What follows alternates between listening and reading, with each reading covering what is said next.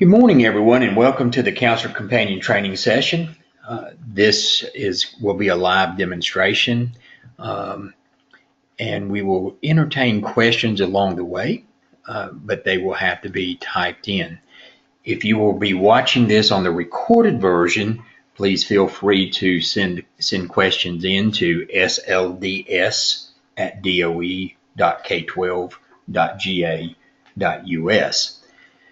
What I'd like to do, first off, for those that are attending this session live, and for those that's on the recorded version to see other areas of help and training, I would like to show you how inside of SLDS, there is a help in training button on the far right-hand side of SLDS, just underneath the banner bar. When you click on help and training, you are able to see this page that has lots of help and training information. There's a lot of hot links here on the left-hand side that you can see various items. One thing I'd like to draw your attention to is the SLDS Parent Portal link.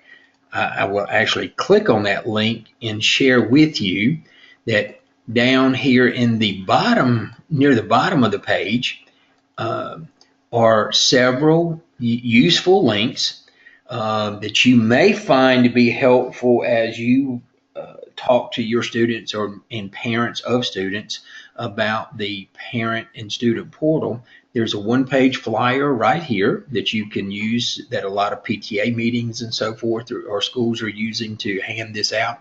Or there is even a longer parent portal user guide. But that is from the hot links here on the left-hand side, the SLDS Parent Portal. I'm going to step back to the Help and Training page to show you where you will be able to find the recorded version of this webinar or any other webinars in the future. It is from that Help and Training link. I'm going to switch my screen back over to SLDS just to show you. This Help and Training link takes you to the Help and Training page. On the far right-hand side, you will see several items here under Training Resources. Counselor Companion Training is the link that will take you back to the recorded version of this once I put the recorded version online, which I hope will be by Monday. You'll also see several other resources here that you may find helpful. So please feel free to knock yourself out there. In addition, on this Help and Training page, you will find the list of trainers here that are scattered all over the state. In the event that you need to get in touch directly with me, you can send me an email at this address here or my phone number just below my email address. Okay, great. We're going to jump back over into the SLDS. Hopefully everyone has access to SLDS and can get to SLDS from your student information system.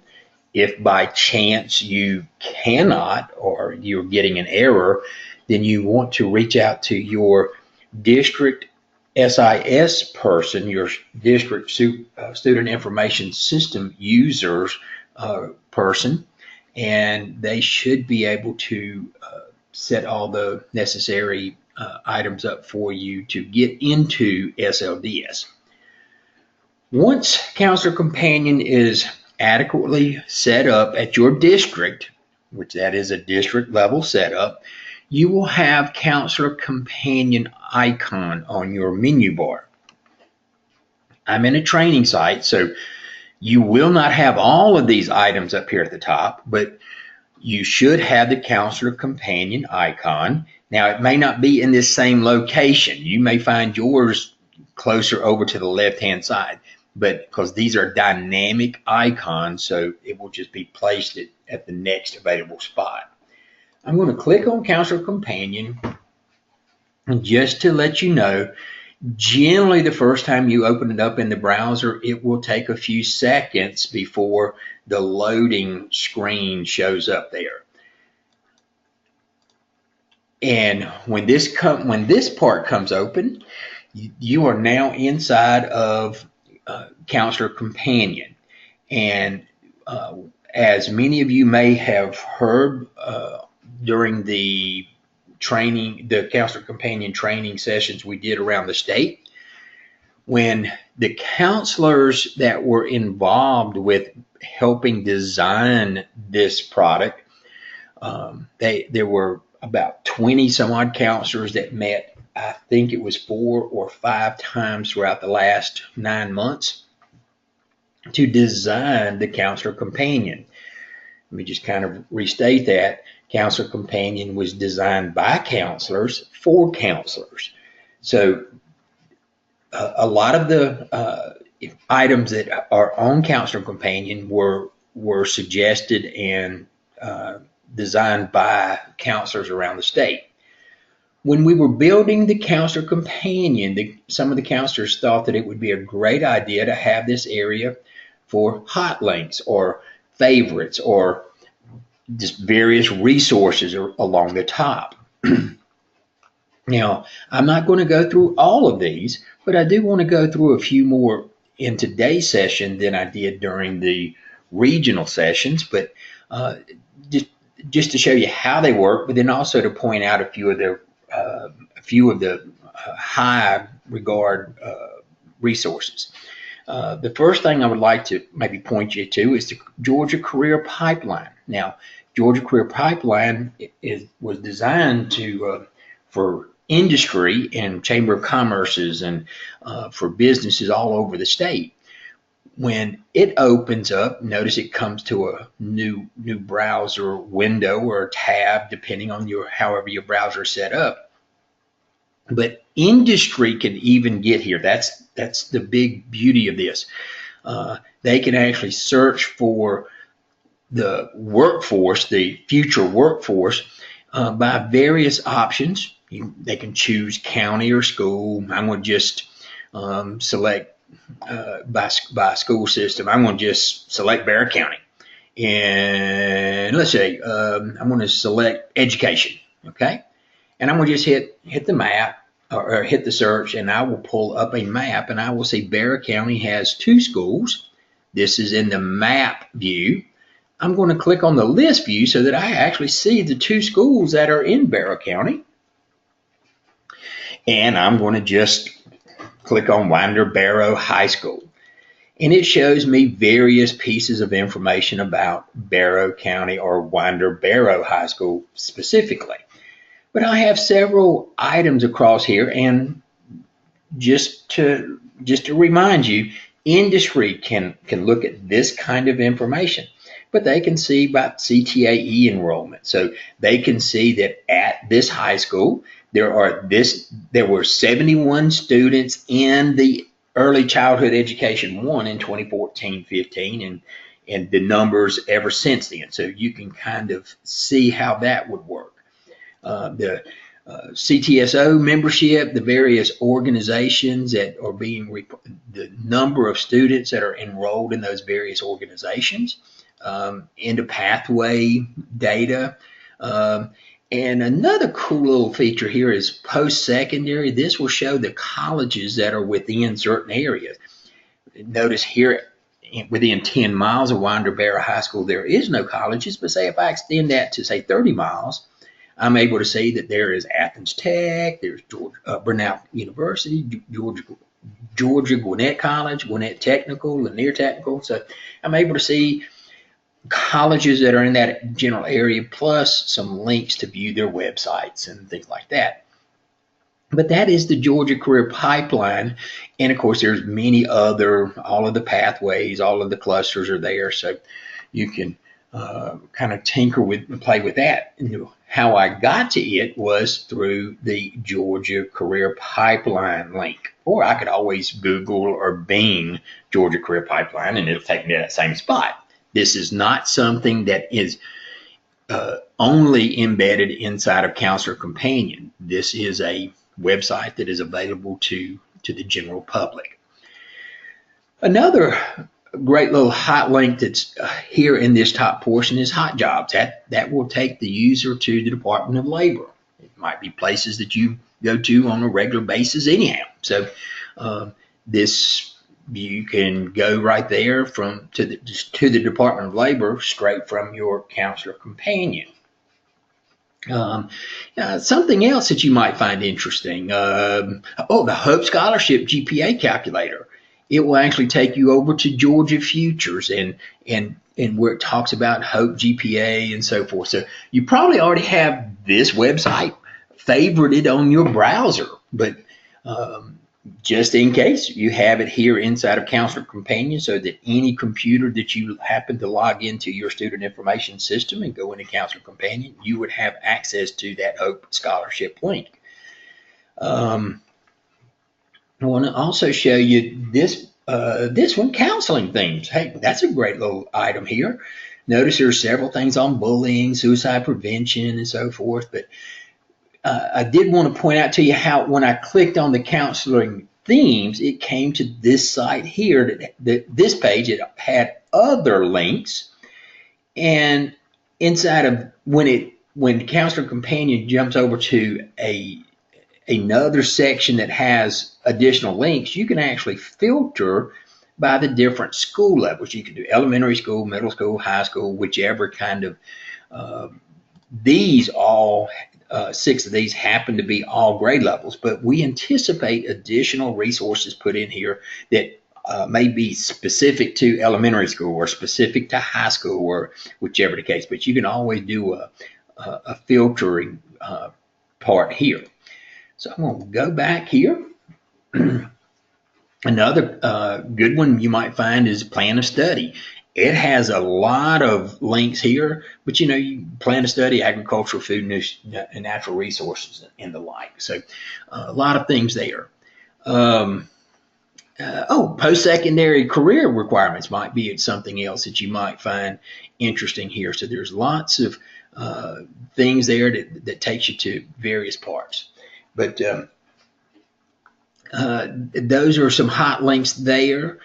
You'll notice in the counselor tools you have Use Science. Now, many of you may have heard some about Use Science because they actually did a presentation at all of the locations as we traveled around the state over the last few weeks. Use Science is not a science resource, but it's more kind of like the science of you. And I'm not trying to do a commercial for Use Science or anything, but Use Science is a new item that has just been recently funded by the legislature. If I understand correctly, they funded for every high school student in Georgia to be able to access Use Science. Again, every high school student. But you would be able to click on Use Science and go into their area, and currently you have to do all the logging in. Eventually, as we integrate Use Science results back into Counselor Companion, then there will be reports coming back from Use Science into Counselor Companion, but we don't anticipate that in the very near future. So don't be looking for that in the next month or two. It will probably be several months, if not the end of the year, before Use Science and Georgia Futures possibly and other things might be integrated. But you have a link here to Use Science. Now, as we look down towards the bottom portion of the screen, this is where the real nuts and bolts of Counselor Companion works. Now, this particular school that I've logged in at has both middle school students and high school students. So I have 2 options here in my career path. I have the middle school and I have the high school. I'm going to click on the middle school here to show you that it works exactly the same way. It's just that in middle school, it only has the first 4 columns. It does not have the additional 3 columns on the right that high school has, but it does work exactly the same way as high school. and we will look more at this here in just a second. I wanted to go across the screen and show you the student search feature. You can pull up the student search feature and it will open up, and you could do a whole grade level if you like. You could hit grade 9 and you can hit search, and there is a list of kids in grade 9. I can actually click on the icon or the student's name and impersonate that student, so I could see that student's career plan. I can actually view the SLDS student profile by clicking on this link. In other words, that student profile page that's inside of SLDS, I can actually go to that student's profile page right here, or I can even download their career plan by this link here. So I can see a list, alphabetical list of all the ninth graders, or for if that matter, I could actually, if I wanted to, I could come to one particular student and just do this way. So if I didn't want to drill down through any of the items, if I just wanted to go to a particular student, there is the student search possibility. I'm going to go back to the dashboard, and again, the student search is from this icon right here. A little later in this webinar, we will show you how a student logs in, and we'll show you all that kind of information, but there is a student search capability there. Now, many questions have come up in the last few weeks, and one of those specifically is, okay, well, how do I get to GCIS if I'm not going to go through their website? This is the link that takes you to the GCIS website, or their portal, not their website, but into their portal. And because this is a training site, I have another little page that I have to navigate through when I click on this link. So just kind of forgive this page for a second. Oop, I lost it. There it goes. It's going to. All right.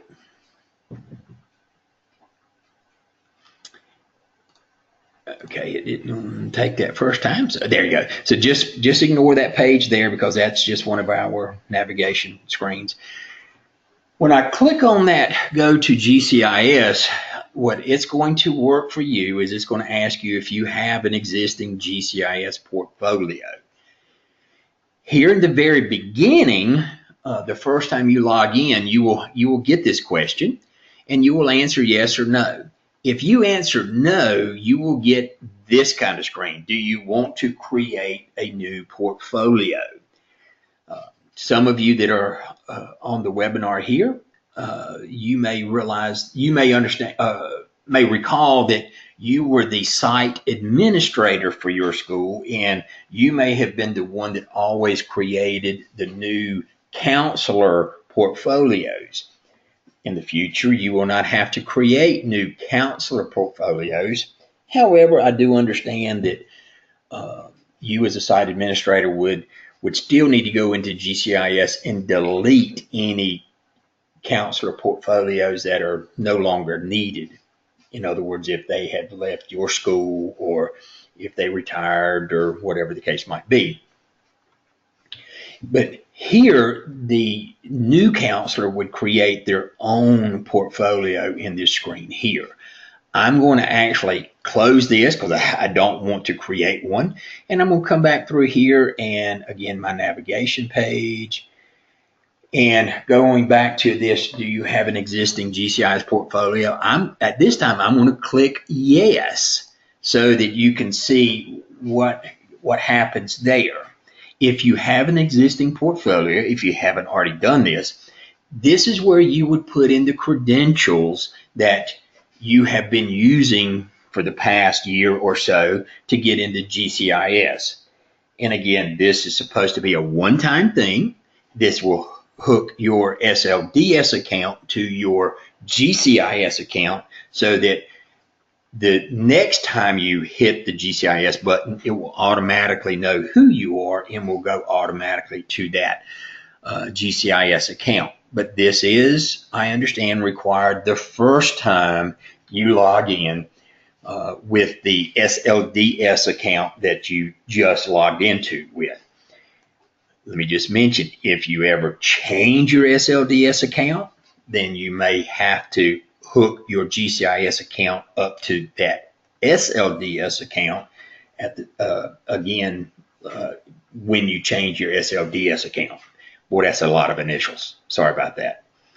I'm going to close this screen, but that is the GCIS button.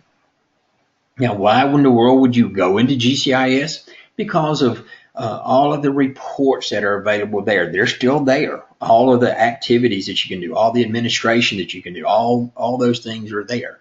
Your students will actually be going into GCIS to take their career assessments or do their career cluster explorations and things like that. So GCIS isn't disappearing. It's just the way you access GCIS is completely changing. And this is the way counselors will get to GCIS. Here in a little bit, I will show you students. Students will also have a button that says go to GCIS. Okay. Now, one of the things I do want to kind of mention to you, because we have found this out recently, and I'm going to switch back over to my PowerPoint, and I want to show you this error here. Because when you as a counselor, if you log in to SLDS, and if your district has set your roles up properly, and you have counselor companion icon, and you may click on it and you may get an error. When you try to go over to GCIS, you may get an error like what's on the screen. If you are the school's site administrator and your district has just provisioned you as the school counselor, then you will get this error right here. This is saying that the role GCIS has for your account and the SLDS role are different. So if you get this error, this white box with the error occurred, if you get this error, then you need to reach out to your district data person, the person that's in charge of your student information system, and make them aware that you got this error. The district data people have received documentation on how to set up Counselor Companion, and they also have gotten documentation. The most recent documentation actually identifies what they need to do when this error occurs. It shouldn't take long for them to resolve this problem.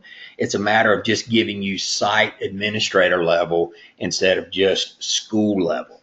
So if you get this error, you reach out to your district data people, okay?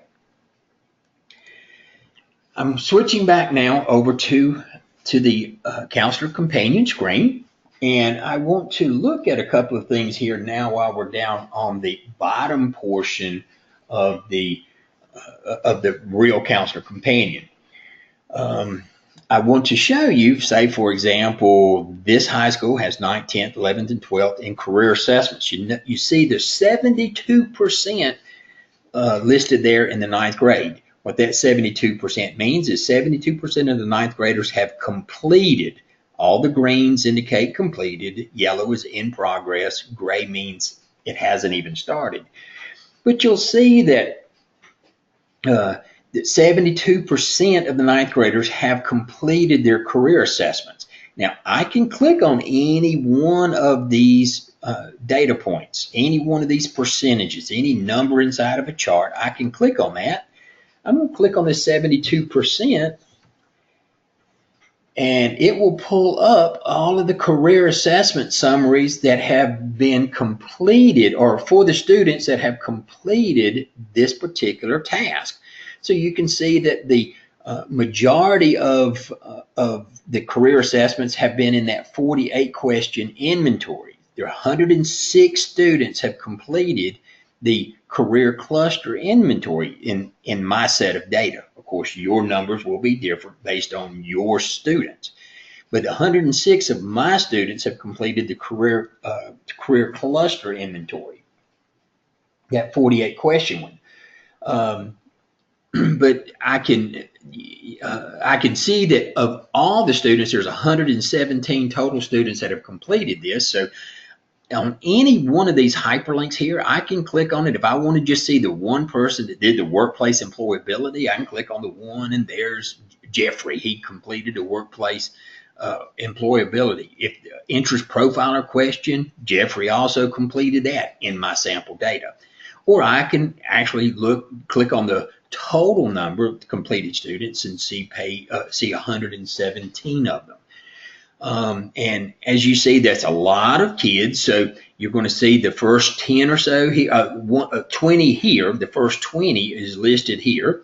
And then, and it's not students, it's each of the career clusters that done. So a student, if they did 3 of them, then the student will be listed 3 times. But as you can see, I can flip through the pages like so, or go to the end, go to the beginning, or so forth. But here's page 6, for example. Let's look here. Here's a student, Perry Thatcher, has 2 of them. He did a 48 question inventory and an 80 question inventory. But I can always look at the results from this screen here. So here's the results for the 48 question career cluster inventory that Perry did. See, his high score was in the information technology cluster. So I looked at it. I saw that by clicking on the assessments results here. Or if I wanted to, I could actually click on Perry, and I will pull up Perry's screen.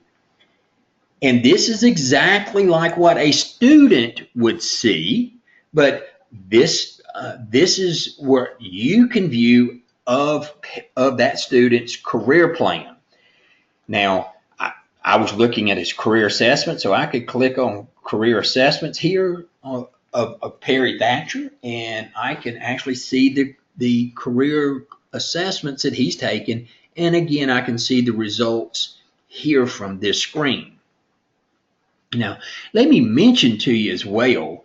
Now, not on my screen, it's not the same. We've added this little feature since this training site was put together, but you actually will notice that your student's name here in this area, it's hyperlinked. So if you click on their hyperlinked name, that will take you to their SLDS student profile page, okay? While we're here on this screen, let me also point out to you that this is where the Go to GCIS button is for that student. Okay, but how I got in here at this time was by clicking on. I was in Counselor Companion, and I clicked on the student's name right here from the hyperlinked list. So anytime you see a student's name inside a Counselor Companion, you can click on it and go to their career plan. And then from their career plan, you could actually click on their name and go to their SLDS student profile page. So this is career assessments. Now I'm going to go back to that home screen of Counselor Companion, and I'm going to look at, say, let's do the career clusters. Let's see what the 10th grade here is. 5% of the 10th graders have completed their career cluster. So if I click on this 5%, there will come up those students, and you can see that of course, now this isn't a lot of students that have completed this, but of the ones that have completed, the highest one is agriculture, food, and natural resources, or architecture, or arts, AV, so forth. These are the career clusters. Now I can limit it. I can click on the 2 here, so I can find the 2 kids that actually selected government and public administration cluster, or the 3 here that did the architecture and construction, or I can click on the total and see all the kids again.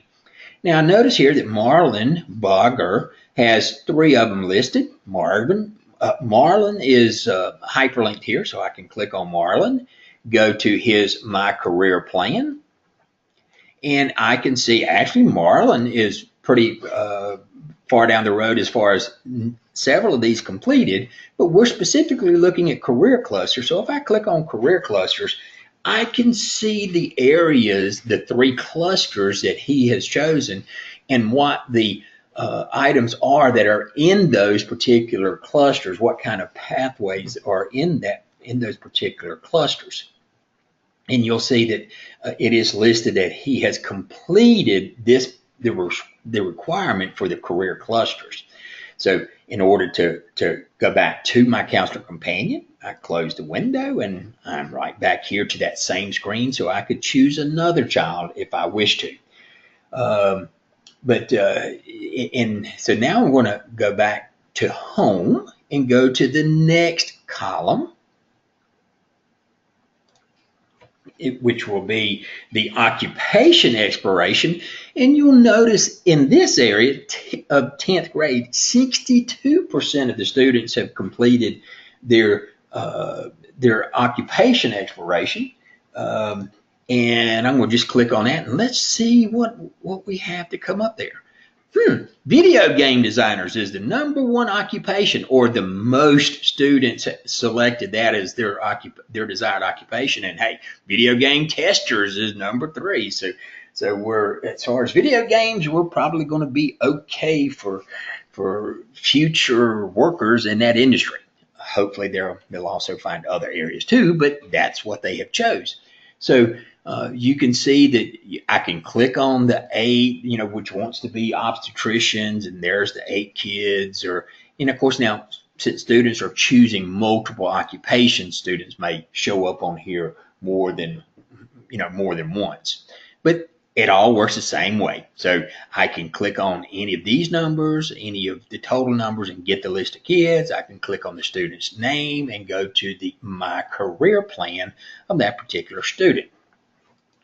So I'm going to click on home, and I'm going back to the counselor companion. And the next item is the graduation plan, or the IGP.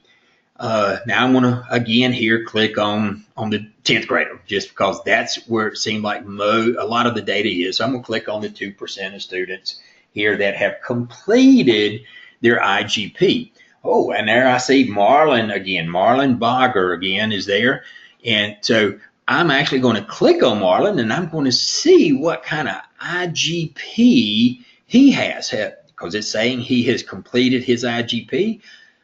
His graduation plan. So I can click there and I can see the courses that were entered for Marlon, and when they were entered, and everything that was listed there at that time. So here is Marvin's selected courses, or his IGP. Okay, I'm going to close that. I'm going to go back to the home screen. And I'm just going to, for example, here, the post-secondary, that's kind of cool. Well, before I get there, just want to mention to you the Move On When Ready. Now, what that is not necessarily what courses they're taking, but this is just a yes/no field over in GCIS that you as a counselor will mark that you have notified, or you have alerted the student as to the ability to take Move On When Ready or dual enrollment courses. I believe the requirement for that, or the suggested requirement for that, is grade 10. That's why you only see grade 10 and 11 here.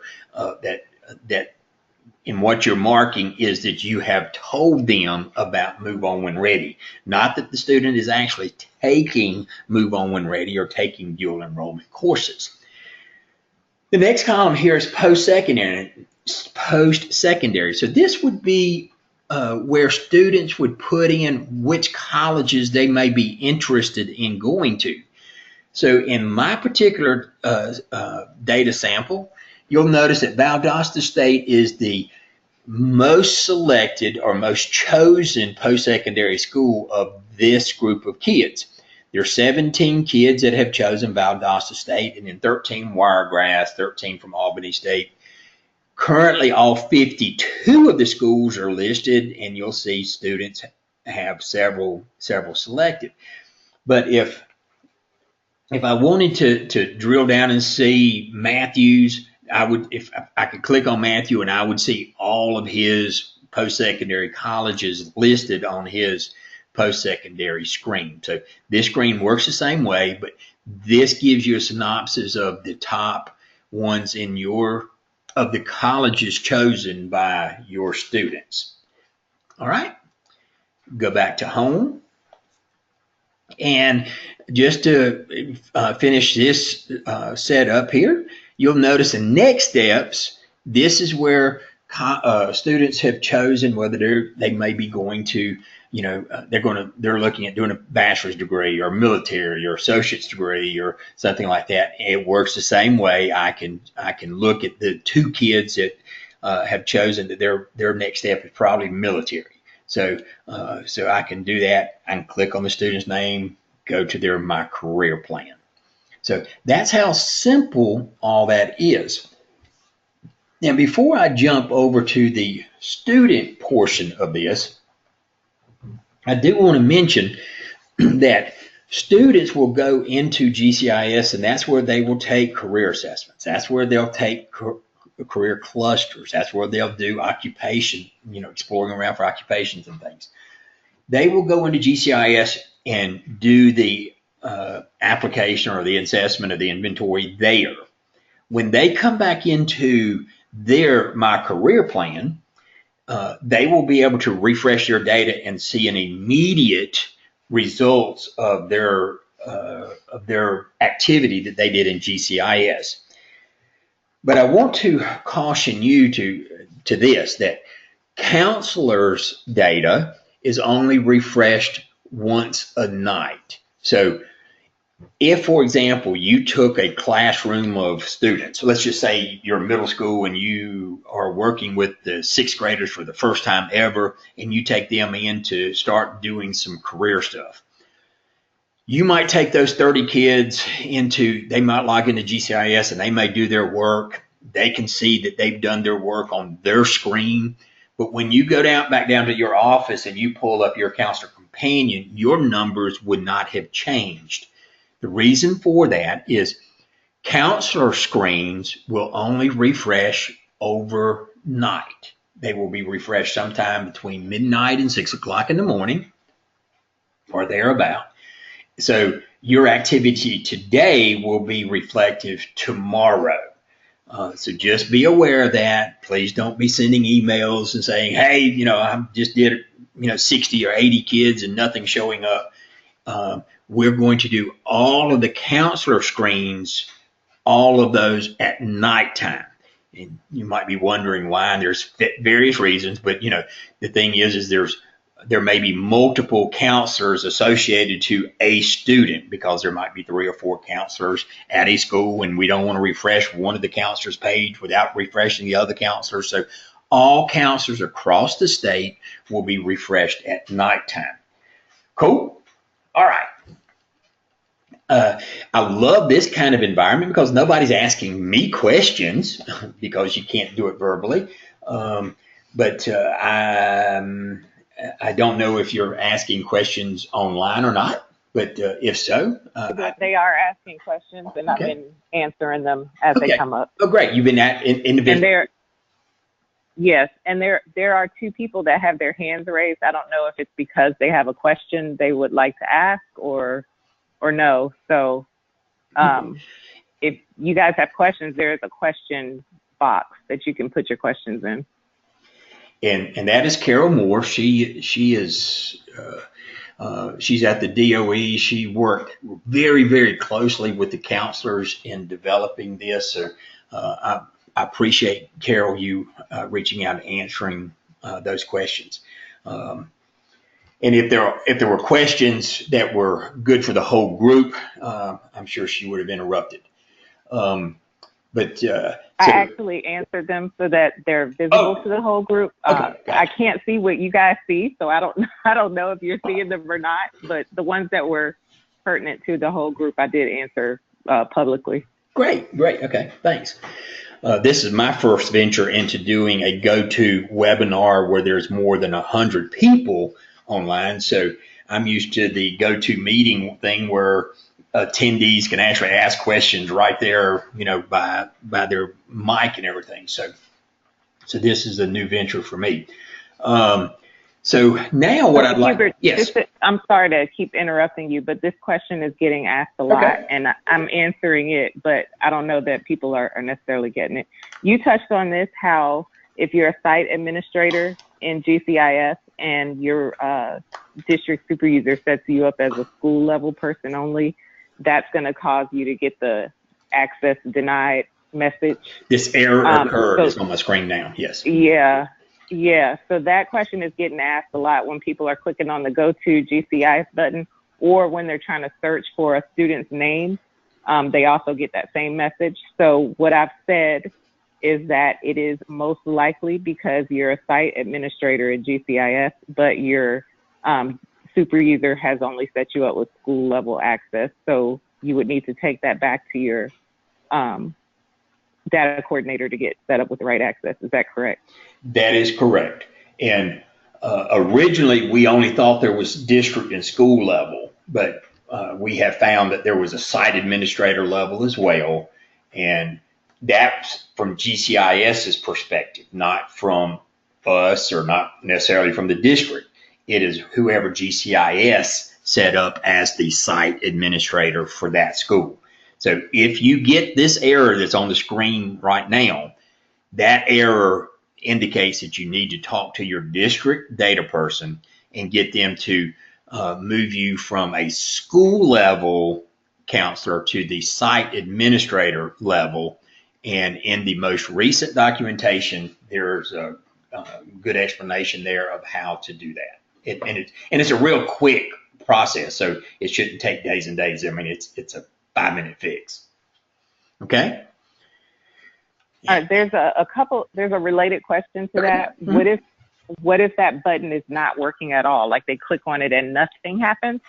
So have you heard that one before, Hubert? I have not heard that. Okay. I bet what that is pop-up blocker.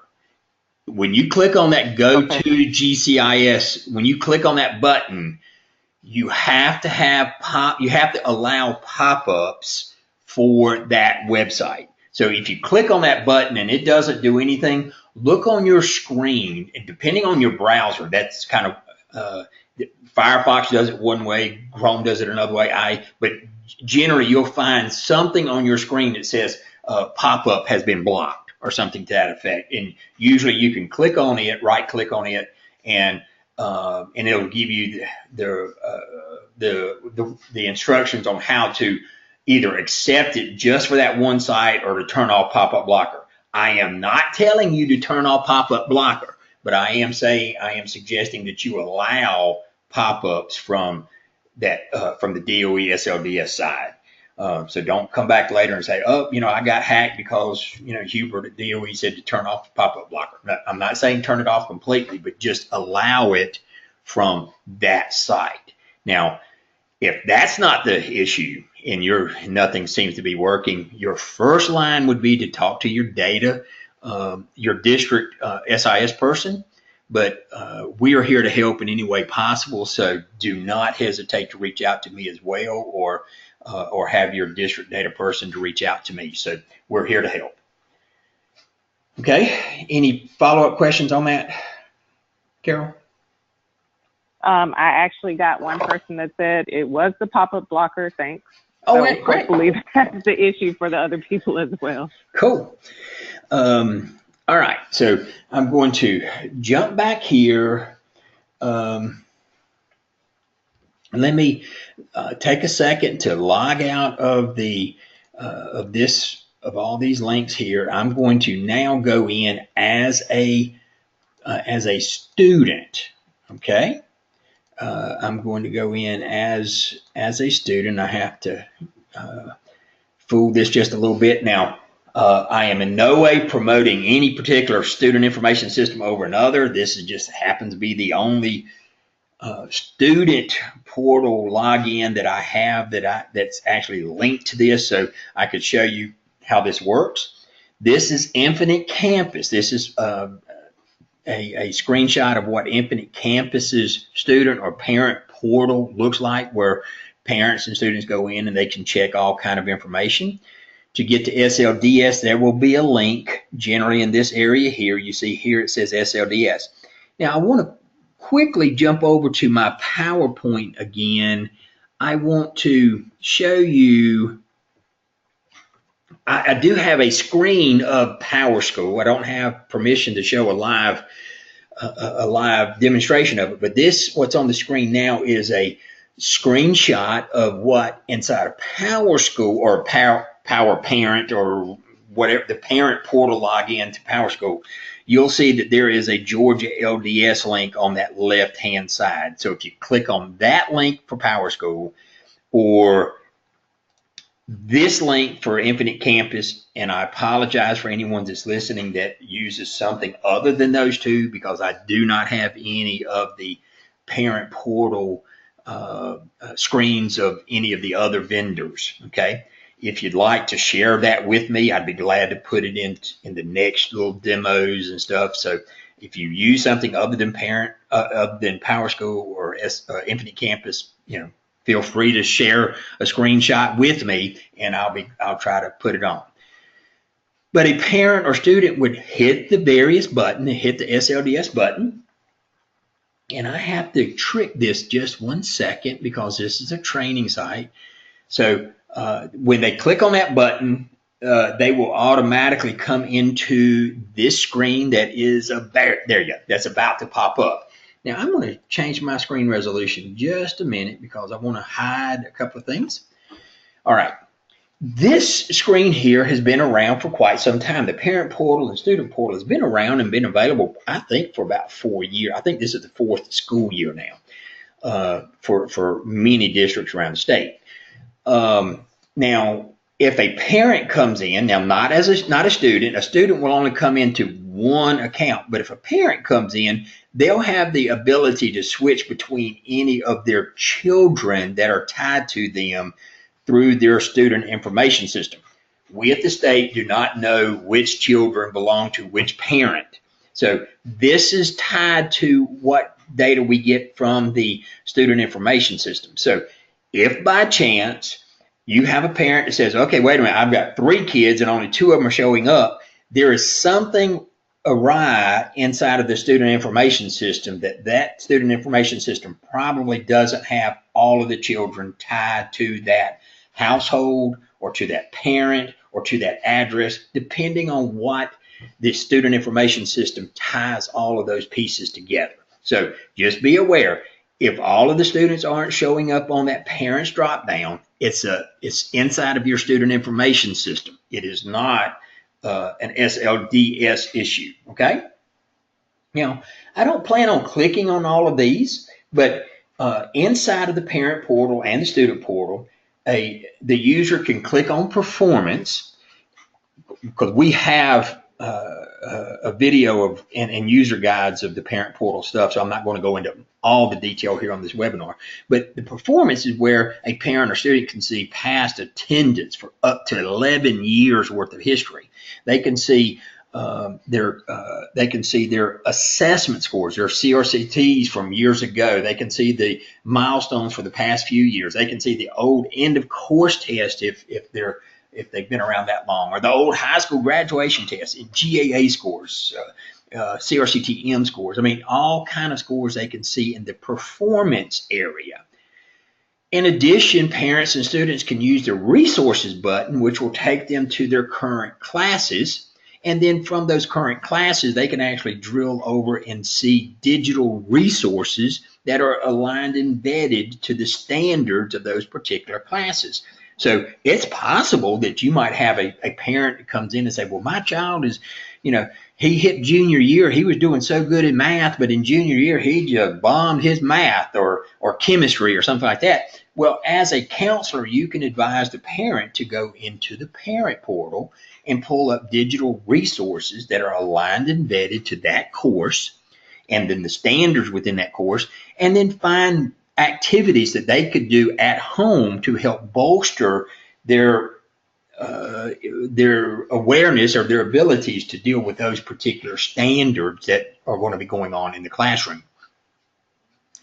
In addition, there's a testing icon, and this is where students could come in and take tests. These are the formative tests, the GoFAR test that's been available now for a couple of years. You can do the students can do the GoFAR test instead of what used to have to do. They'd have to go to a website, put in their GTID number and then a passcode. Now they can just come to the testing icon on their student account. If it's a GoFAR, they would still have to put in the passcode, but they wouldn't have to put in the GTID and all this kind of stuff, and that would take them directly to the test that was created, the GoFAR test that was created for them. You may hear some news in the upcoming weeks and months about TestPad. The state has now began rolling out TestPad on a request basis.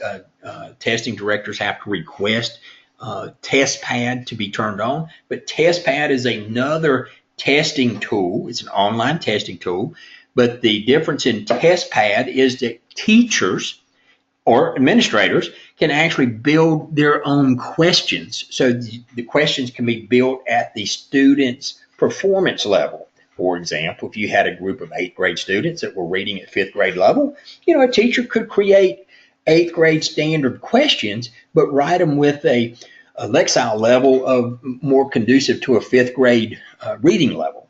So the student would be tested on the 8th grade content, but the words, the questions, the answers, the responses could be driven at a lower Lexile level. So that's some of the beauty of TestPad. The reason I mention that is because TestPad would also be accessible through this testing icon from that student portal. So if a teacher created and assigned a test to Johnny, Johnny would log into his student portal. He would click the testing icon here, and he would see the list of tests that had been created for him, and he would just click on the test and immediately begin taking that online test. And in both of those cases, any multiple choice or true-false questions would be automatically scored, eliminating the need for a teacher to have to go in and score those. Now, if the teacher created short answer questions or the narrative type answers, then they would have to go in and answer those. But these three have been available for some time. The performance and resource has been available for several years. Testing has been came out last year. The two new icons that are available in the student and parent portal are these two blue ones. Let me mention to you UScience. I've already mentioned briefly to you UScience, how you as a counselor gets to it. But here's where a student, a high school student, the UScience icon would only be available grades 9 through 12. If the student is grade 9 through 12, you would see the UScience icon. If the student was grade 6 through 12, they would also see the My Career Plan icon. So My Career Plan is grade 6 through 12. 9 through 12 is UScience. Okay? We're not going to click on any of these icons except for My Career Plan.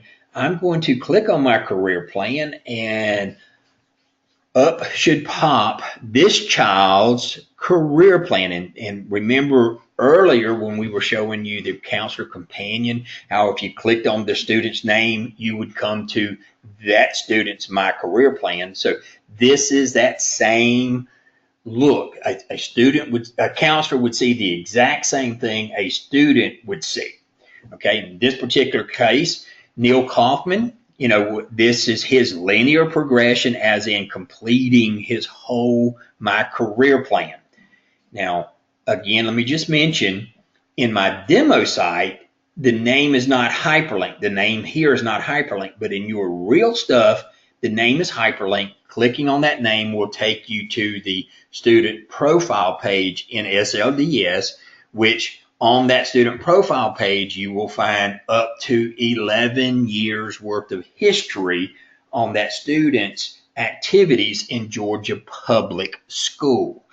While I mention that, let me just kind of throw out that little blurb on that. We do not have homeschool, private school, or out-of-state school. It is 11 years worth of history as long as they were in Georgia Public School. Okay? Now, let me also on this screen, and in addition to the screen that you as a counselor sees, if you go to that individual student, there is an icon here on the right-hand side. This is the download button to download the student's personal learning plan or his My Career Plan. That will also include the IGP. Now, in my demo site, that doesn't work, okay, in my demo site. But in your stuff, you should be able to see this. Now, I have actually gone and taken a personal learning plan, and I've obfuscated it. In other words, I changed the names and everything so that you can see what that downloaded version will look like. This happens to be a ninth grader, and you can see their career assessments. That's the ones they took. This is their career clusters that they took and in the various domains and pathways and so forth. This child had occupation exploration. You see, he was interested in being a teacher. So if this was a real student at your place, you might want to take him by the hand and talk to him a little bit. But he wants to be a high school teacher, a middle school teacher, maybe a school counselor. So these are the things that he has explored and has identified that he was interested in. Now, this is the graduation plan. This would be on that student's My Career Plan. So you see all the courses that they had selected. Now, this is done inside of GCIS, okay? And then that information comes back over into us. So, please don't be sending out emails. How do we get in all these courses into SLDS and into their career plan? That's done in GCIS, and then the data comes back to us to put into his career plan. But that's the IGP part of it. And then move on when ready. Yes, you have talked to him about it. Now, this particular student hasn't done any post-secondary stuff, so there's nothing listed here and so forth. So that's what a personal learning plan, which includes the student's IGP, will look like. And this is in a PDF form, but I can always print that and put it in a permanent folder if need be, or whatever the case might be. But that's what the students, I'm going to switch back over to my SLDS site, and by clicking on this download button, that's the personal learning plan that will come up. Cool? All right. Okay. So that is the counselor companion piece that you guys now have access to. The students will not have access to their career plan until October the 31st. Now, so that gives you as a counselor several weeks now to be looking at data, to be getting familiar with that, before students are able to actually log into their student portal from the student information system, and they will not see the My Career Plan icon until October the 31st. Now, let me mention that will be automatic. On October the 31st, that icon will automatically show up for them. Districts will not have to do anything special for that. That will be done by the DOE, because we know every account in the state that is a student account, because that was hard coded. Unfortunately, we didn't know that for counselors, because some places counselors are considered administration, some places they're not, and so forth. So that was left up to districts to determine which role or which group of people got the counselor companion icon.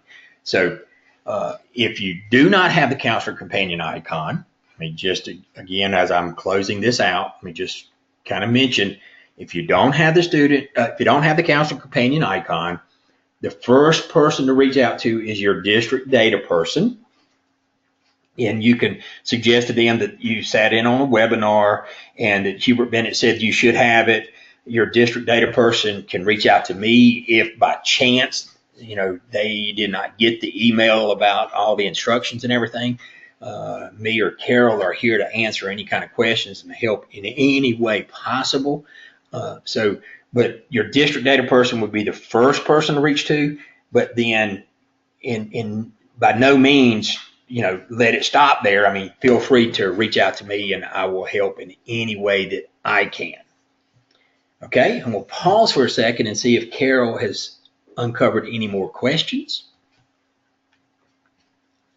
Okay, yes, there are Okay. lots of questions All right. that I'm seriously trying to keep up with. So maybe it's better if we just kind of go through them out loud right now. Okay. Okay. Let's see. Let me start at the top because I think I've answered a lot of these already. So just give me 1 second to get organized. This is a very early question that I think has been answered thoroughly. Is the counselor companion link supposed to be showing in FLDS? If so, mine is not, and that was because that person hadn't been given access to it in Profile Manager. Where can we find instructions on setting up counselor companion? I interpreted this question to mean setting up access to it.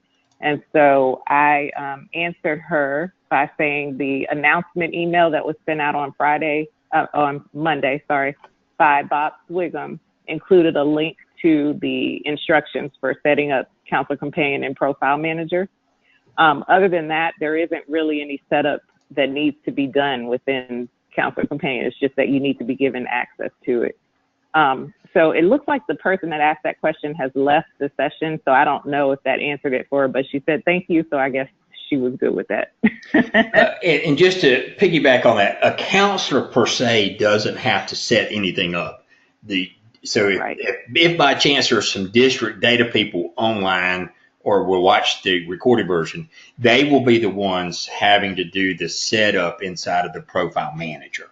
So you as a counselor would not have any setup. You would have the link there and it's supposed to work. Okay. The next question was about some audio issues, and I'm only mentioning that because I actually got kicked out myself for a while and lost audio, and I'm getting a message that's saying something about audio may not be being recorded, so I think there might be some issues. So we'll see what happens with that. Okay. But looks like everybody else is able to hear you. Right. Let's see. A lot of people were getting the access denied message, which I think is because they are site admins and weren't given that level of access. So I've asked a lot of them to email me. I gave them my actual email address. Okay. And let me know if that wasn't the issue and send me a screenshot. So I'll get with you about that too. Okay. And just while you mention that, let me just mention this. Okay. If you get an error, guys, it really depends on what that error says. Okay. So if you send in to us and say access denied may be a different thing than what I have on my screen right now. This screen that I have, the screen that I have on the webinar right now is the one about the site administrator. Access denied may be something else, or there may be some other error, but whatever error you get, it's always best to take a screenshot of it, send it in to us, and that way we can better decipher what may be going on. Yes, please. If you're emailing me with an error, please include a screenshot and let me know what browser and what student information system you're using as well. Okay. This one says, will there be a session specifically for elementary counselors? The plan is that there will be one specific to elementary. And maybe, Carol, you can shed some light on this, but from what I'm understanding, there's some changes going on with elementary even as we speak because of the changes to CCRPI and the like. So we've kind of delayed that a little bit, trying to give some time to the elementaries to be more for the CCRPI stuff and everything to be kind of nailed down some, so that when we do the elementary, that we will have the most recent and current information there. Is that what you? Okay, and I just let her know that there is going to be an elementary session, and we'll be sending that out via email as well. Yes. So yeah, there will be. Is the short answer. Let's see. This one is a personal. Let's see. This was a suggestion, basically, as an enhancement. Can hover over be added to the locations to show us where we'll go when we click on a student's name. And I thought that was a very good suggestion, so we'll pass that along. Let's see. Most of these are about setup for access. Oh, here's one. For those of us who have IGP and Infinite Campus, and Hubert, we've gotten this question a lot. Is there a way to transfer those plans over to Counselor Companion? So you may want to add something more to this, but I'd let her know, or he, I'm not sure. This is a very commonly asked question. At this time, there is not a way to do that. Right now, the only IGP data that's going to show on this dashboard is the data you put in through GCIS. It is something that we can investigate at a later time, but right now that is not the case. And I think you stated that real eloquently. Carol has been working vehemently with these counselors trying to get GCIS all done, because GCIS is the big boy in the state, and we didn't want to, I don't think we wanted to go down the road of diluting that and trying to pull in other things until we get this one completely done and in place. Okay. Here's a question. What if we have GAA kids or self-contained kids that can't take the assessment? Okay, so this is my answer from me personally. You should probably do what you have been doing with your GAA kids or self-contained kids in order to do their career assessment activities. If they cannot take it through GCIS online, you could have someone actually enter the answers for them. You know, this is one that we can't really answer for you because the procedure is really up to you. And while I'm on that same track, another question related to this that was asked was if Counselor Companion is mandatory. Counselor Companion is not mandatory. It is mandatory that you do bridge law and follow those requirements, but it's not mandatory that you use this tool to do it. So I'm not sure if that's a very clear answer, but that's kind of the best I can do with that. Hubert, you have anything to add to it? Well, I think you answered that really well. What if I could just add something? Yesterday, I was over at Atlanta Area School for the Deaf, and most of their students are special needs children, even more than just for deaf. So they have not been doing GCIS and they run in those same things that it sounds like that question is that their students may not be able to do those things. Well, I think you nailed it, and it's kind of the answer I gave AASD yesterday, is that whatever method they choose to report bridge law, that's fine. They do not have to use Counselor Companion. They do not have to use GCIS. They do not have to use anything. They can use paper and pencil as long as they are reporting bridge law and any other requirements in the state's data collection process. Right. And this tool wasn't put out there as a mandate for anyone. It was really just to try to make what you're already doing easier. So if this doesn't do that for you, then feel free to use the method you've been using. The next question was, where do we code that 10th graders have been informed about Move On When Ready? Okay, so that one, and the same thing goes for 8th graders that have completed IGP. For those two requirements, that requires the counselor to actually go into GCIS and check the box beside the student's name that have been informed or that have completed the IGP. So for those, that's going to require you to click on the Go to GCIS button. And then I can't remember exactly the names of the links once you go in, but it's something like data management or profile management. I think it's something like data management that you click on. This is once you're logged into GCIS. And then you will see where you need to click for the Move On When Ready students, and you'll see all the 10th graders' names, and then you can check it off there. Same thing for the 8th graders with IGP. So that's something that's done inside GCIS, and then it will update overnight and show up on your SLDS dashboard. Hubert, do you have anything to add to that? You're dead on it. That's perfect. Okay. If that's not clear, please go ahead and email me that question, and I can get you some more precise instructions for what you're supposed to do in GCIS to check that off. Let's see. That one was about the pop-ups, so I think we've cleared that one up. Here's one. How do we set up new counselor access if we have more than one school and need access for both? Okay. Hubert, you may have a better answer for this than I do. I asked her to email me this question as well.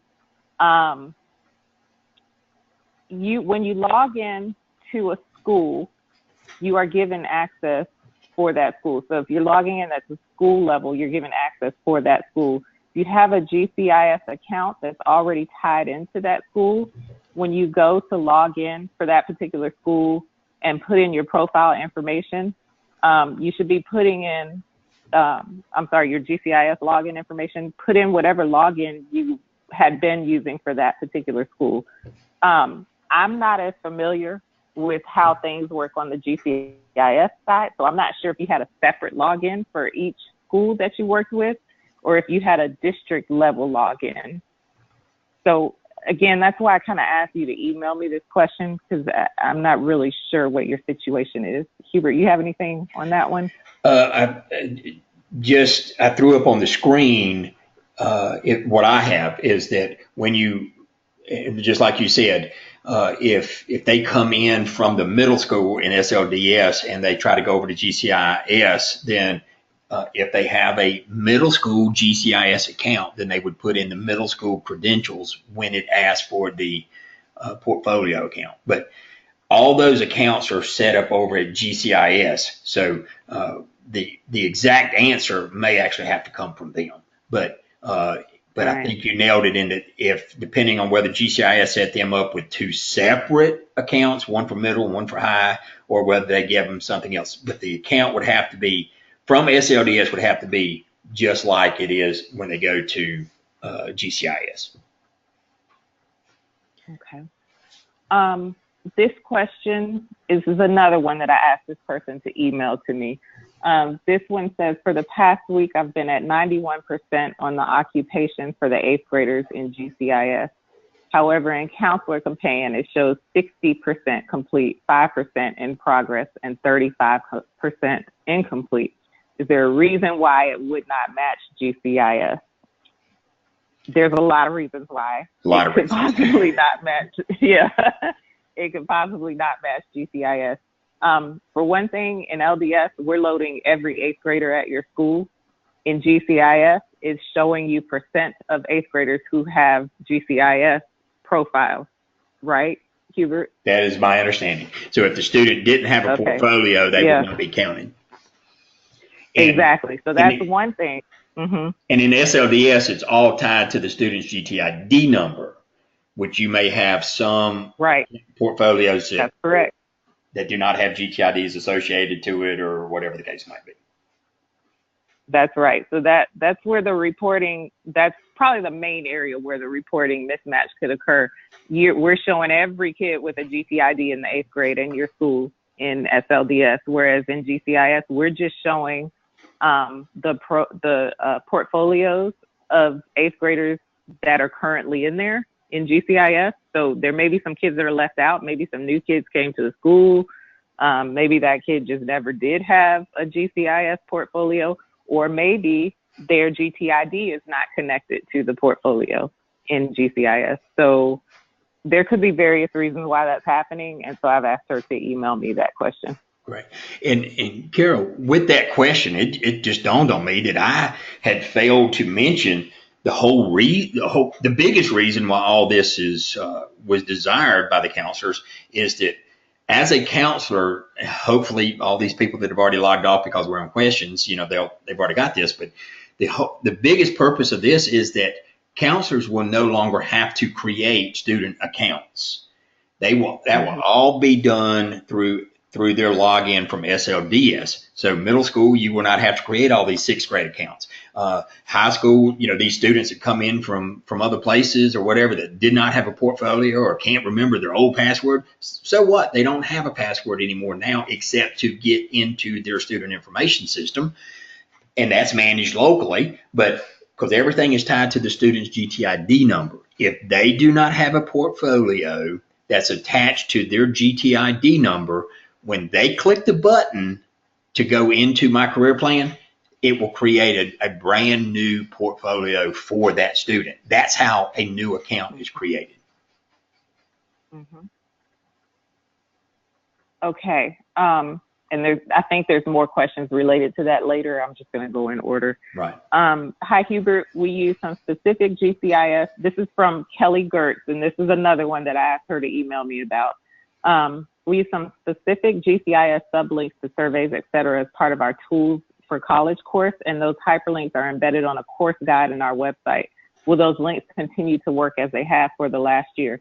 I believe the answer to that is yes. However, Kelly, I asked you to email me. When you email me, please include for me a copy of whatever page you have those links on so that we can actually try them and see. I think the answer is yes, again, but I don't want to answer you definitively until we actually see what we're talking about. So if you could send me that in the email, that would be great. GCIS has not gone away. It's just the way that you're accessing it is being done differently now. Do you have anything to add to that, Hubert? You're right. We need to check them specific, but if there's a link that actually takes a student over into GCIS for them to log into GCIS, then my guess would be is that would be disabled because we don't want students logging into GCIS. We want them to go through their student information system. That's how we tie everything to their GTID number. But we need to test them. Exactly. If we have, this is another question. If we have more than one counselor, will we all have to be site administrator? My answer to that was no. Only one person per school needs to be set up as a site administrator, although more than one person can use that same login from what I understand through GCIS. The rest may have only school level access. So the short answer to that is no, they do not you don't need to have everyone set up as a site administrator to access the same school. Correct. Let's see. This is another one about an error. So again, if you're getting errors for access denied, email me a screenshot of that, please. Let's see. That's another one I've asked them to email me on. There's a repeat question. Here's another question. How do we set up new counselor access if we have more than one school in need? Oh, I've already asked that one. I'm sorry, that was a repeat. If you've never had a GCIS login before, what's the process that you follow? You just click the Go to GCIS button if you're a counselor. And when it asks you, do you already have a portfolio, you just say no, and it will create a new account for you. Okay. Let's see. This is more SIS questions about site administrator access. Here's one. What if one of the career assessments were given through Georgia 411? For example, our current 8th grader has done both surveys, but one was done using Georgia 411. Okay, so I'm interpreting this question to mean you have a kid who has done a career assessment. One of them was in GCIS and one of them was in some outside source. I think that's what the question is. So in general, the answer to that is the only thing that's going to show up on the Counselor Companion dashboard are assessments that are done in GCIS. If they've done something outside of GCIS where technically they've met whatever the requirement is for, I don't know if it's to have 2 assessments, then yes, you just need to make a mental note to yourself that the student has actually met that requirement and track that somewhere else, because it is not going to show up on the Counselor Companion dashboard unless it was done using GCIS. Hubert, did you have something to add to that? And I don't know that this may be so, but I don't know if GCIS had a way to bring in data from Georgia 411 two years ago. But you're absolutely right. We only have data in Counselor Companion that is given to us from GCIS. Now, how I got into GCIS, I don't know. If that's not clear, please feel free to email us and we can kind of take this with you, you know, on a little more of a personal basis. Let's see, that's another access question. Let's see. That's another site administrator related question. That's a repeat. Sorry, just kind of going through these.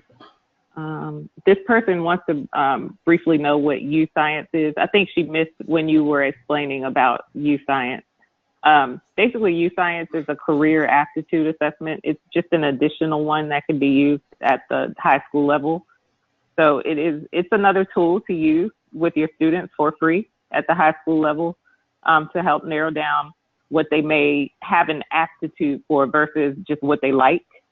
So Hubert, you might have more to add to that. It's not going to show up in the Counselor Companion dashboard when you do it because it's through a whole separate vendor.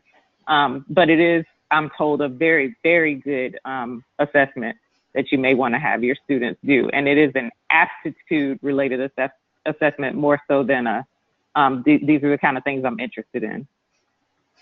I think you did a good job. Anything else on that, Hubert? I think you did a good job. Okay, so I asked her to email me as well, and I could possibly put you in touch with youth science if you need more on that. Will students log into Infinite Campus through the parent portal? Will there be a separate student portal? So Hubert, you're probably the best person to answer this, although I did say yes, there should be a separate student portal within Infinite Campus that they'll log into because parents only have read-only access to My Career Plan. Okay. It is my understanding that it is the same link, but Infinite Campus actually handles the user account that comes in. When they come in, Infinite Campus passes them either to the parent portal or to the student side. So, but it is the same URL link that they use. Now, I'm not sure how Infinite Campus does correct. It. Yeah, I'm an Infinite Campus parent in Henry County, and we go through the same link, but I have a different login and password than my kids. So when my kids log in, they only see themselves, whereas when I log in, I see both of them. And so that your student would need to have their own separate account on Infinite Campus. Let's see. Students and parents are unable to see My Career Plan at this time in LDS. Is that correct? Yes, that is correct. I think that was before you said it would be October 31st. So they were kind of ahead of you. Let's see. These are more. Okay, I think these are new ones since I started going through the questions verbally, so I'm not really sure what we're going to get in here, so I'll just read them out loud. I've been administering the career surveys to all of our new students in GCIS. These have been uploaded by state IDs. Will these push into the SLDS? So when you say state ID, I'm taking that to mean you've been putting GTIDs on their portfolios. And so if that's the case, then yes, they should show up in our system. Hubert? That is the way I understand it as well. But you got to make sure that it's the GTID number, not some other. That's right. Yeah, we were getting some really strange numbers in that GTID field, about some 5-digit numbers and maybe some local IDs, but it's got to be that state GTID number, 10 digits, right? Yes. Okay. And the right 10 digits, not just any 10. And they're all numeric numbers. There's not alpha.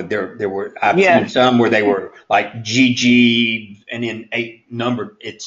The GTID is a 10-digit numerical number. Right. Okay. Are there any printable materials, pamphlets, posters, et cetera, to get the word out to parents about Counselor Companion? We have parent conferences coming, so it will be a great time. Yes, we are working. I will tell you, I personally am working on that seriously to get some documentation out.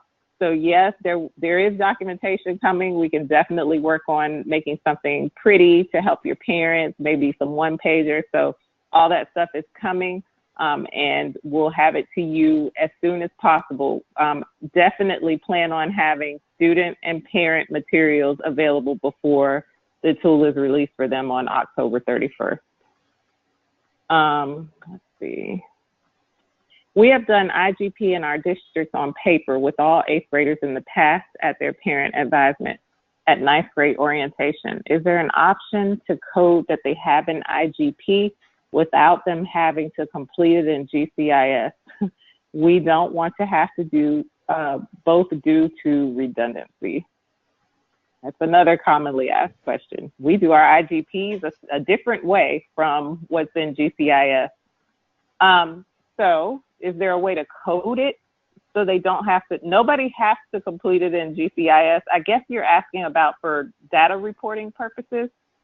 And so, yes, you still have to report this data. We are looking at a way that maybe we can make this a little easier for those who are using GCIS. But if you're not using GCIS, then you're going to have to report that data the same way you always have been. Hubert, do you have a better answer for that than I do? Yeah, well, currently and in the past, that reporting to data collection was always done through your student information system. So even if you did it on paper and pencil, someone actually transferred that, yes, the student has an IGP, over into your student information system. Now, I don't think GCIS allows you just to do a yes, but right now what we're showing in Counselor Companion is what we get from GCIS, but that is not what's reported to the state for data collection purposes. So so what you've done in the past would still work from a data collection perspective. So that question was from Michael Kramer. So Michael, if that didn't quite answer your question, please feel free to email me. This person says, I don't have any students assigned to me in Counselor Companion. What should I do? Okay. I'm not sure how that would happen. If you're logging in through either school or district level access, you should see every student, if you're at district level, in every school in the district. If you're at school level, you should be seeing every student that's in that school. So I don't know why you wouldn't see any student. So Elizabeth, you might need to send me a screenshot of what you're looking at that's making you think you don't have any students assigned to you. And I will work with you on that separately. And that would be GTID's claim to that school. Now, right. if you're not a, and I hesitate to say this like this, but if you're not a true school, then you may not. If you're a program, for example, if you're a performance learning center, or if you're even the alternative school for behavioral kids or whatever, any program, then the students' GTID numbers are not associated to that program. They are back at the home school. Right. So Elizabeth, please email us that question. I'll make sure I put my email address on here. I've typed it in a lot of questions so far, so I think you probably see it. It's cmoore@doe.k12.ga.us. And I think you probably have Hubert, which is hbennett@doe.k12.ga.us. So again, mine, so I see Hubert's putting up the slide with his. So I think you have his. Mine is cmoore@doe.k12.ga, and he's putting it on the slide now. So you can email either or both of us, and we'll get your question answered. Let's see. I'm site administrator. I am the site administrator for GCIS for my school, and I'm also getting the error. Okay, that's probably, again, profile manager. You don't have site administrator access. So you need to contact the data coordinator in your district to set you up correctly in profile manager. Let's see, this one says, I am the district SIS coordinator. I set up rights to Counselor Companions. However, I don't have rights to GCIS when I click the button. Is there a GCIS district account for district? There is not. However, if you're the person that sets up right and you're allowed to look at every student in the district, you can just assign yourself district level access to counselor companion. Does that sound right, Hubert? Yeah. If I understand the question and everything, this is the district person. If they go in if they create a district counselor companion, a district role that has counselor companion, then they should be able to log in. They will see all of the middle and high schools on their counselor companion screen. And when they hit the GCIS button, they will actually go into GCIS at the district admin level. Right. Now, what they see in GCIS, I have no clue. Exactly. Yeah. I think maybe the question is when they're clicking the go to GCIS button, what happens then? Like they don't have, it does ask the question, right? Do you have an account or not? Okay. Doesn't it ask you that? It is my understanding that at the district level, there is only one district account, and anyone that comes in from the district level, it goes into that account. Okay. So it cannot identify Samantha, that it's me or you. Right. To make this a little easier, can you just email us that question? This is Hubert, Samantha Mims. Okay. Yeah. Okay. So yeah, just email Hubert or me or both of us.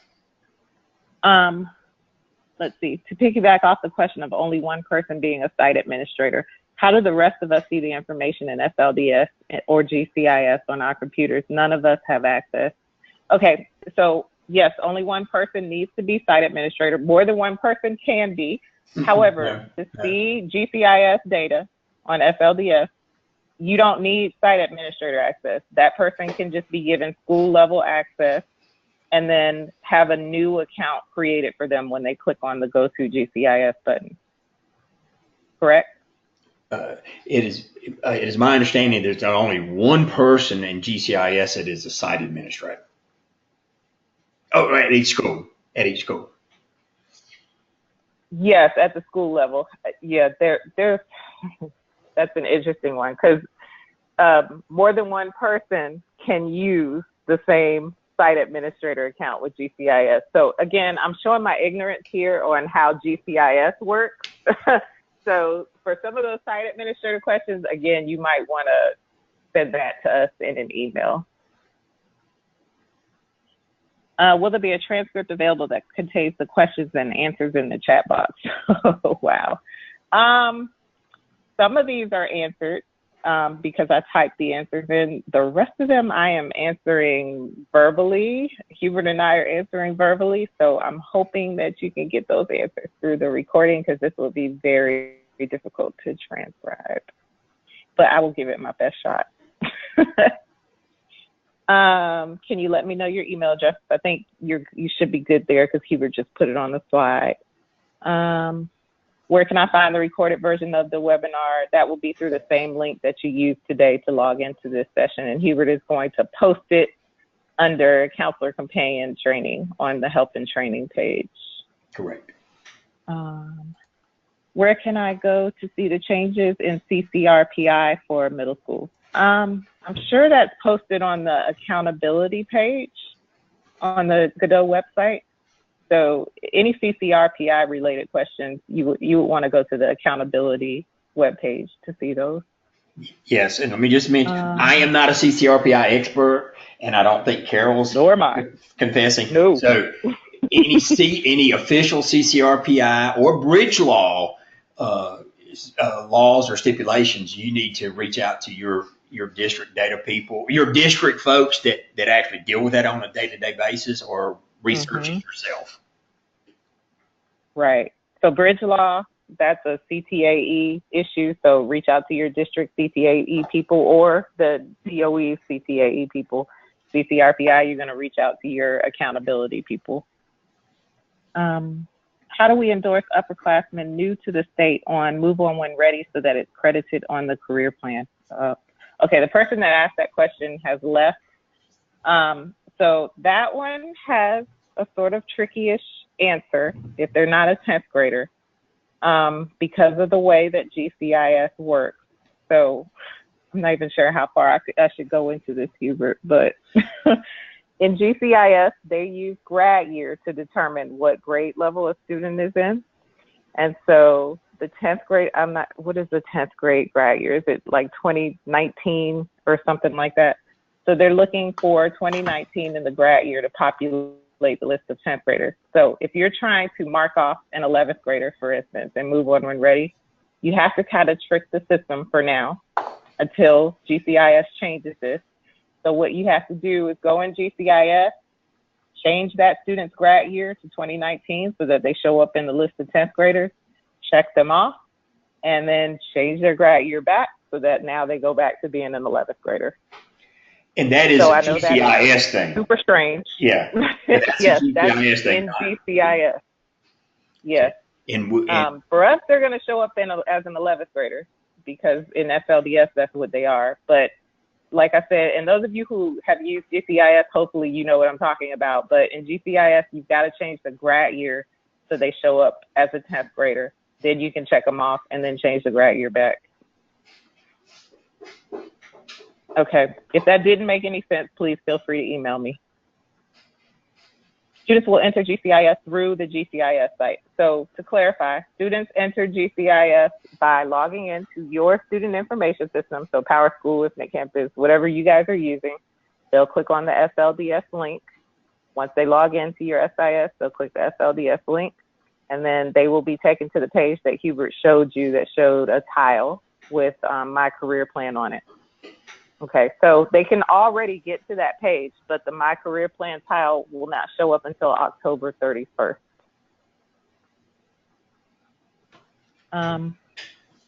This is another one about student search, giving them access denied, so that could be a site admin issue, but I'm not sure until we see a screenshot of the error. So if you could email me what error you're getting, that would be great. And I have gotten a couple of emails with that access denied error on. Okay. So we will be researching that. Great. Okay. This was that same person about Move On When Ready, so I think I answered that. Where is the state pulling the career data from this year?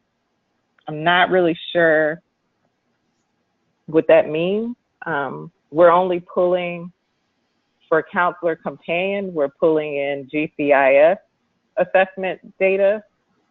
I'm not really sure what you're asking. Where is the state pulling career data from this year? So if you could clarify that, that would be wonderful. Okay. Hi, Maria. Maria just said, hey. Okay. Hubert, my computer is going to shut down if I don't plug it in. So do you want to take over on this question list while I go get my plug?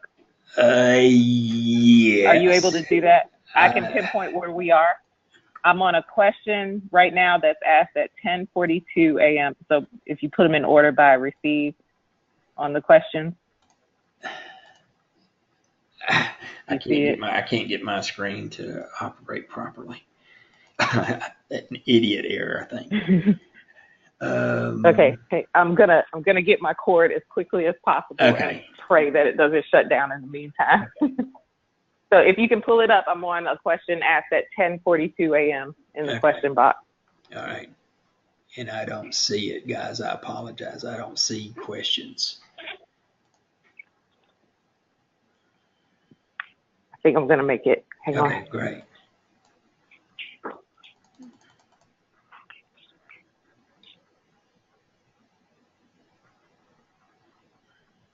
Sorry, guys. This is so professional, isn't it? I'm sorry. I finally found the question screen. Okay. 10:42, is that what you said? 10:42 by Tishala. Yeah. Okay, now Kim offered, what if the enrollment is not matching from Counselor Companion GCIS have manually entered their current enrollment? I'm assuming that's enrollment numbers, and again, that goes back to a question. Our numbers are going to be based on purely on GTID, so that could always be a little off as far as numbers of enrollment. So ours is going to be based on GTID claims at your school. Just understand here at the beginning of school, a lot of districts are claiming kids back and forth. Of course, this is FTE week, so a lot of GTID claims are going on right now. So, every school's trying to get as much FTE funds as possible. So, special programs in our district pull students from various schools. Okay, programs are going to be a problem. But kids' GTID claims are claimed at the home school, so that's who would be seeing that student's My Career Plan. We currently do not have a way for a counselor at a program to be able to see those students' career plans. But we have been doing some work on trying to get those program sites to have more access to SLDS and all the data there. So hopefully somewhere down the road we can resolve something there as well. Okay. Okay. Did you want me to? Yes. Are you good, or you want me to You can. keep going with them? You can. Okay. I'm glad you got that one. Yeah. Let's see. I logged into Infinite Campus. How can I see anything like Hubert is showing? Okay. I'm not sure. The best thing to do. What that question is. The best thing to do, Nancy, or anyone, if you're having a concern as to what you're seeing and so forth, take a screenshot of what you're seeing and send to Carol or myself, and let us look at what you're seeing and see if we can resolve something there. Yes. Okay. So from Tishala O'Brien, I've asked her to email me. It looks like a lot of kind of access stuff going on there, so just email me, please. Stacy Smith, would there be a way to batch print, download the student IGP, or do we have to print them one at a time? This is another commonly asked one. Right now, there is no batch print. However, that has been asked for enough that we are looking at finding a way to quickly add that into our next release. So hopefully that will be coming soon. Right now, it is one at a time. New to all things guidance counselor, where does one report for bridge law? Okay, I'm gonna ask you to ask that question of CTAE, because I think I sure wish Maria could answer this question. She's on here. I think even in the past, that was kind of a you're on your honor type of thing, but please ask the CTAE department this question. Someone in CTAE should be able to answer this for you. But let me kind of just throw in here, though. Most all of data reporting is done through your student information system. So there in your Infinite Campus or PowerSchool or whatever student information system you use, there's probably more than likely there's those options in there for bridge law. So if you're new to all of this, welcome to that world. And but you probably CTAE folks, but also talk to your district data person and see where in your information system you need to enter the data that CTAE tells you that you need to enter. Okay. The next question is from Stephanie Milner, which is indicating she's left the session, but her question was, is documentation for SIS people on the help and training site? And if not, where can I access it? So it is not correct. It is not the setup yet. The release notes are not on there because the release notes have been changed about 4 times since the weekend. Every day we find something new. So I have been emailing it to my main contacts at each district. So because that's really all that release notes are set up for. But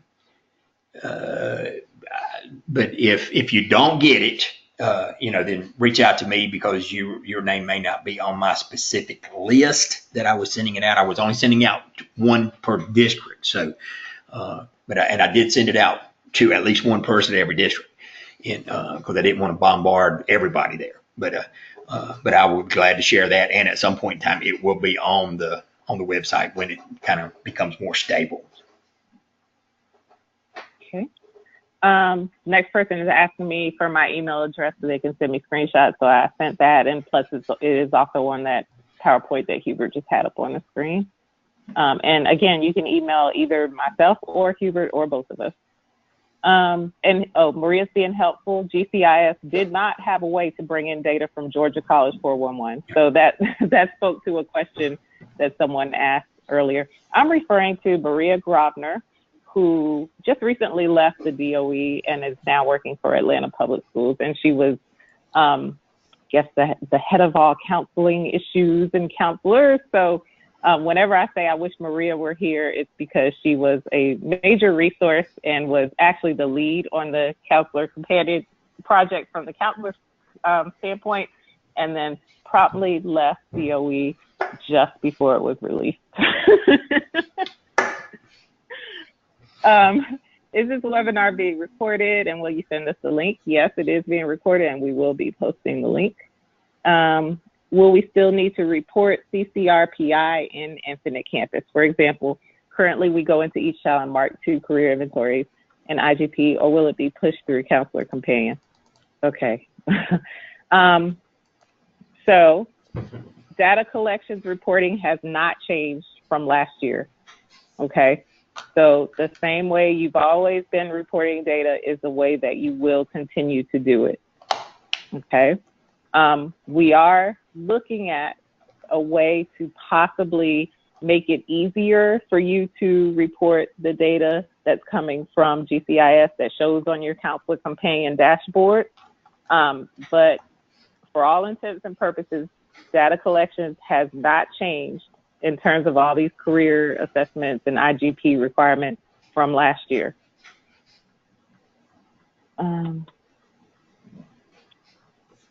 Can't see anything on Infinite Campus related to Counselor Companion. Okay, Nancy, again, if you could clarify that question in email, that would probably work best. Let's see. Okay, GCIS. Okay, this is, Maria was speaking to something that what we were talking about earlier, district level access for GCIS. And you would need to contact Marquita at GCIC to get district level access. So if somebody had a question about district level access to GCIS, just email us that question and we can get you the right contact for that. That's another access type question. So I've asked her to email me. Let's see. The go to GCIS link takes me to the website. Is that what it's supposed to do? Yes, it is. And it says when I click on a student name, it gives me access denied. You don't have permission to access this page. Okay, so Tina Durant, email me a screenshot of what you're looking at so that we can look into it. How do you prevent students from deleting things that they have completed in GCIS? We can't prevent them from doing anything in GCIS. So whatever actions they take in there and they save, that stuff will be moved over to Companion, if that's what you're asking. Let's see. Okay, that's some more information from Maria that really is just for us. Not State.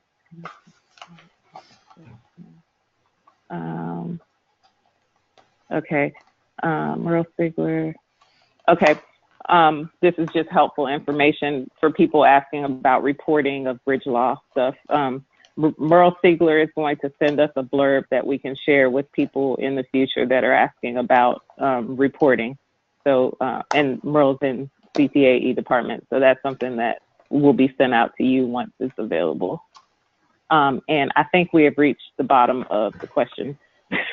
Okay, hurry up, close it, so no more questions. So that's all we have in the question box as of right now. Okay, great, thanks. It looks like we still have 136 people online, or so it says, which is amazing. We just went through a bunch of questions. Hopefully your question was answered. If not, on the screen you see my email address and Carol Moore's email address. So do not hesitate to email us. It's always helpful to get a screenshot of what you have so we can see it. have fun, enjoy it, and hopefully you will find it to be very helpful. Anything you'd like to add, Carol? I just want to add, this is hopefully first year growing pains. Once all the access issues are ironed out, hopefully this really will be something that will help make your job easier. So I think as with any new application, there's going to be a learning curve at first, and then things will improve greatly. So I hope this has been helpful to you. And again, you have our email addresses, so let us know if you have any additional questions, and we'll work through all these emails that both of us have been receiving throughout the session. All right. Thanks, guys. And hopefully the recorded webinar will be available by Monday at that same help and training link. Have a great day. Talk to you soon. Thank you. Bye. Bye.